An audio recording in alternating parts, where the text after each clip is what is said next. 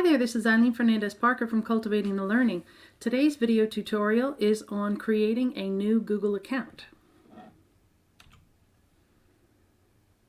In your browser, you're going to need to go to accounts.google.com/signup. When you type that into your browser address bar, you're going to see this screen. I'm going to go over this screen first before we go to the live view.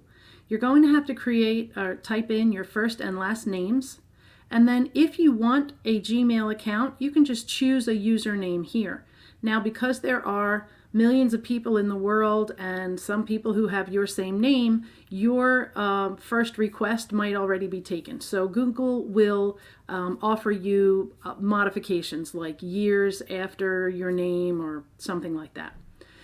If you already have too many email accounts to check and you don't want one more email account, which is totally understandable. Maybe you've got a Comcast or an AT&T, or maybe you've got an old AOL or a Yahoo, whatever.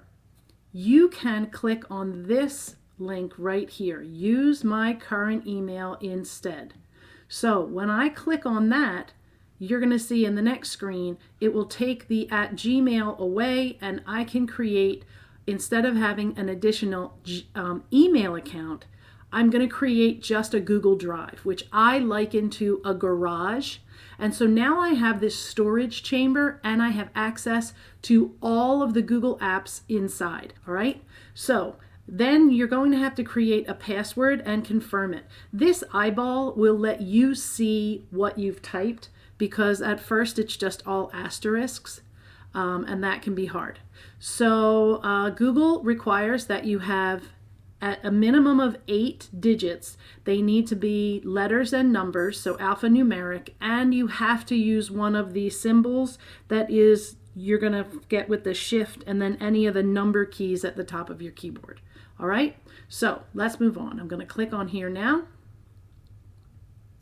And I've already pre-filled in a lot of this to save time. So right now it says @gmail.com. So I'm going to click here on this link, and now it goes empty.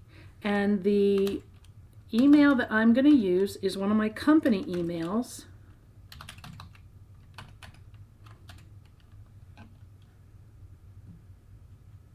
And I've already filled in my password, and now I'm going to hit the next button.